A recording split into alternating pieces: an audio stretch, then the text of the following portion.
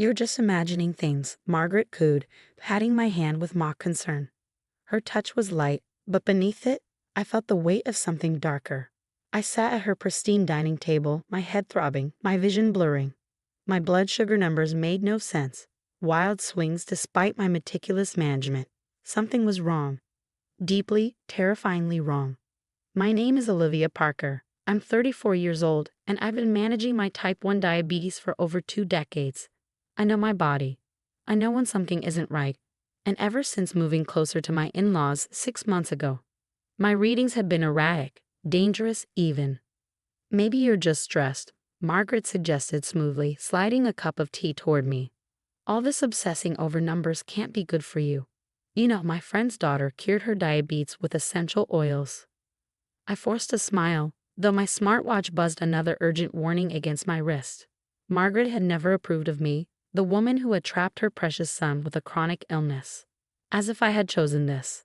As if I hadn't told James everything when we started dating 5 years ago.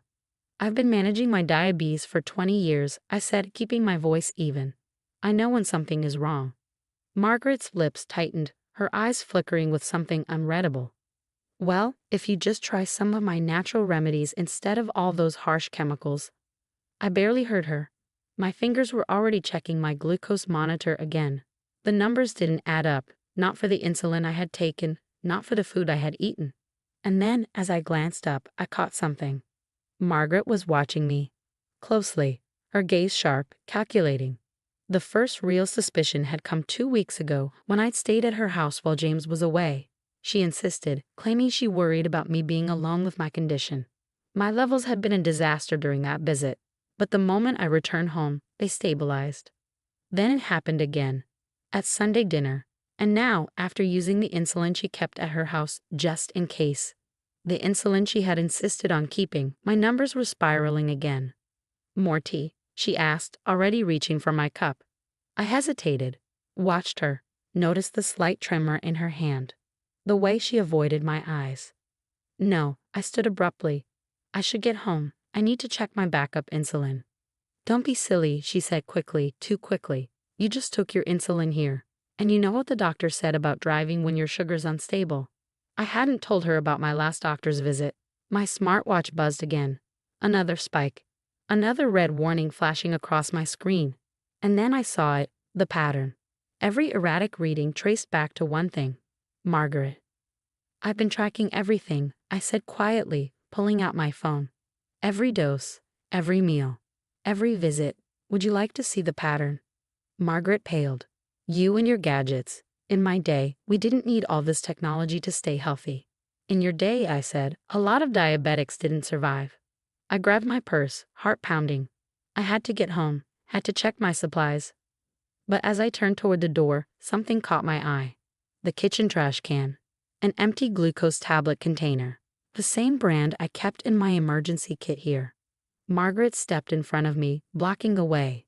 I'll walk you out, she said, too eager, too tense.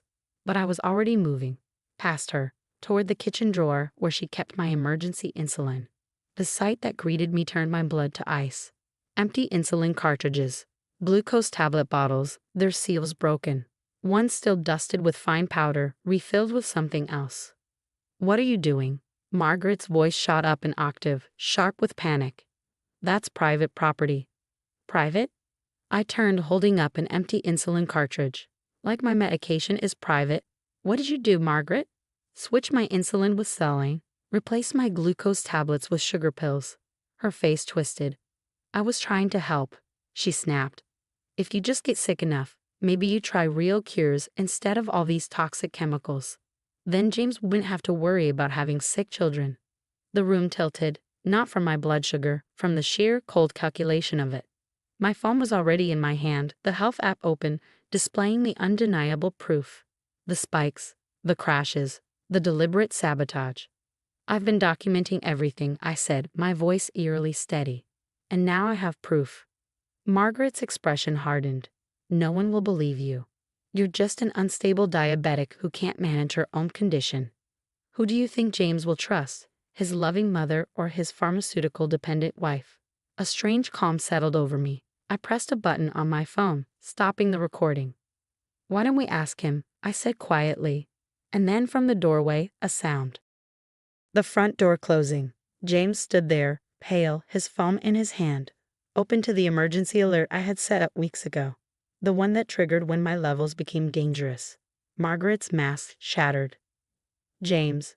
Margaret's voice shot up, brittle with panic. I can explain everything. I was just trying to protect you. Protect me? James stepped into the kitchen, his expression a storm of betrayal and disbelief. By tampering with Olivia's medication. By risking her life. I gripped the counter, my phone still recording, my smartwatch vibrating another urgent alert against my wrist. James saw the numbers flash on the screen and immediately moved to my side. We need to get you to the hospital, he said, his arm steady around me. Your levels have been all over the place for the last hour.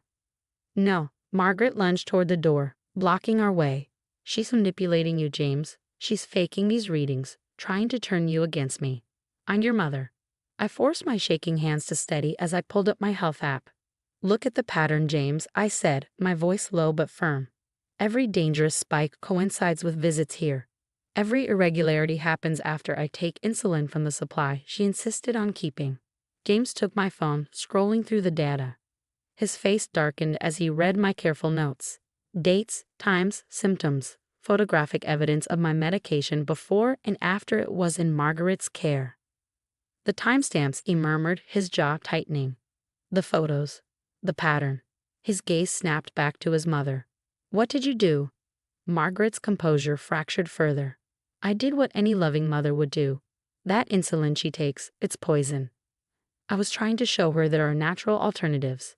If she had just gotten sick enough to try them. Sick enough? James's voice sharpened with fury. She could have died. Do you even understand that?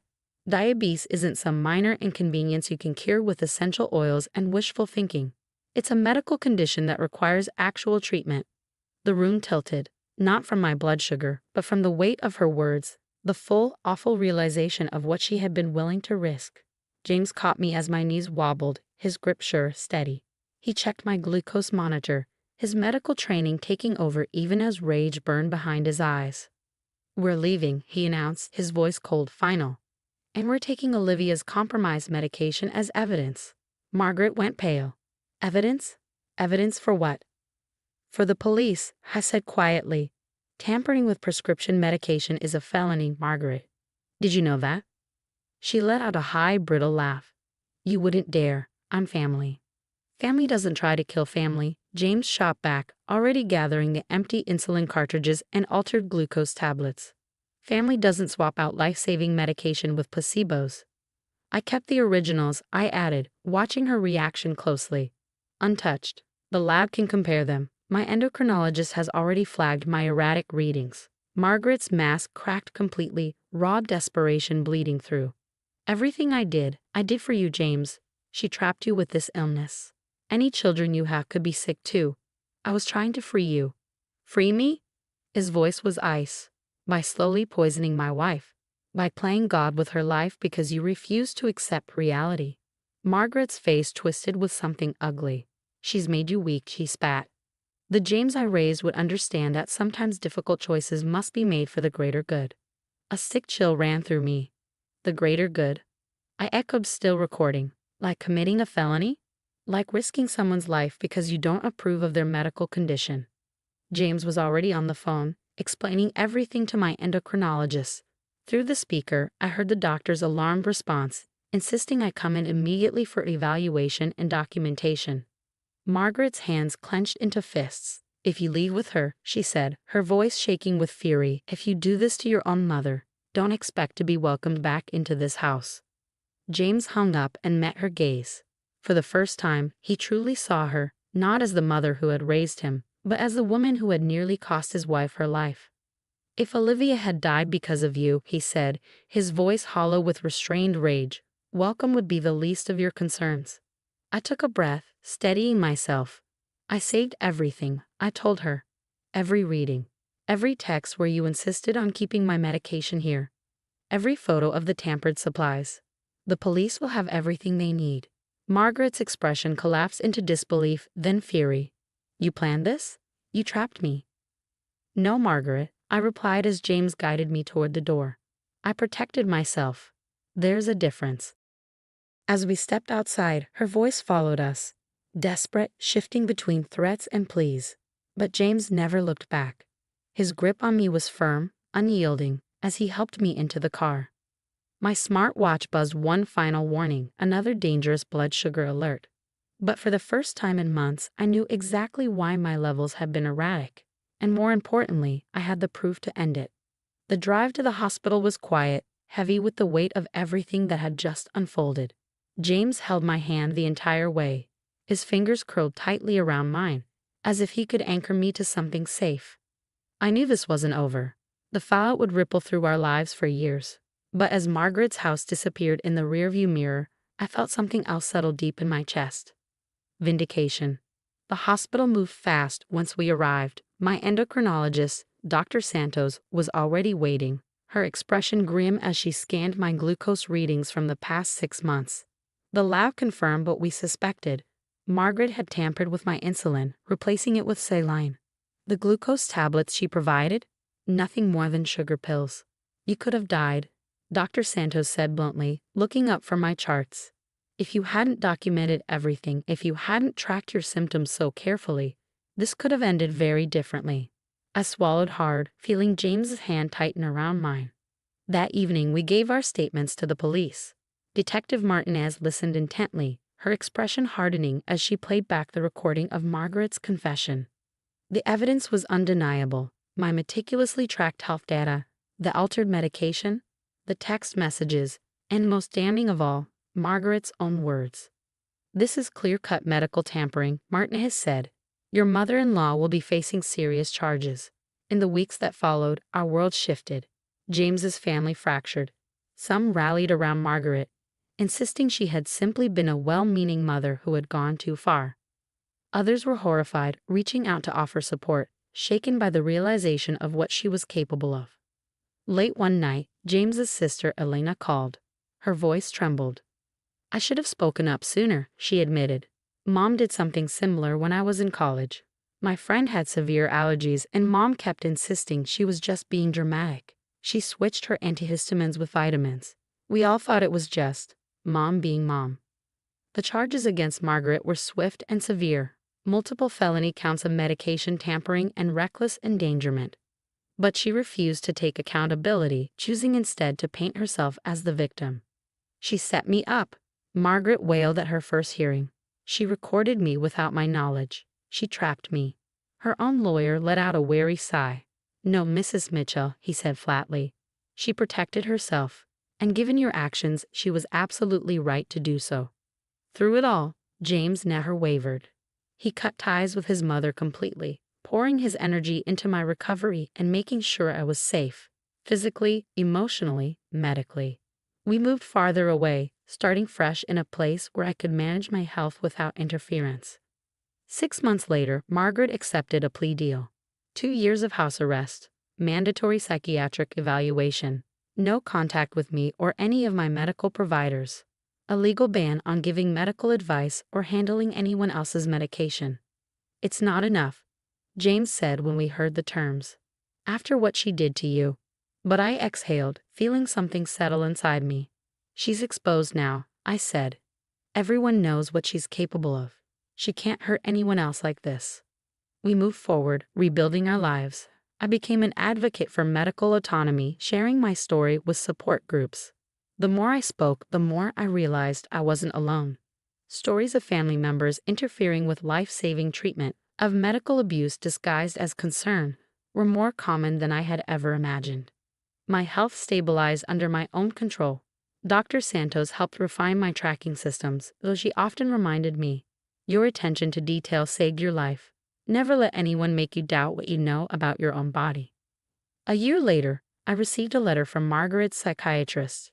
She wanted to arrange a supervised meeting as part of Margaret's therapy. I didn't hesitate. I declined. Some bridges, I told James, once burned, should stay that way. He pulled me into a tight hug, no words needed. We had built something stronger from the wreckage, a life anchored in trust, in respect, in the unwavering knowledge that we would protect each other at all costs. My smartwatch still buzzes with glucose alerts, but now they're predictable, manageable. Each reading isn't just data, it's proof. Proof of my control, my resilience, my survival. Margaret tried to make my illness a weakness, a means to control me. But in the end, it was my knowledge of my own body, my relentless insistence on documenting the truth that exposed her. She wanted my story to end in tragedy. Instead, I turned it into a testament to strength.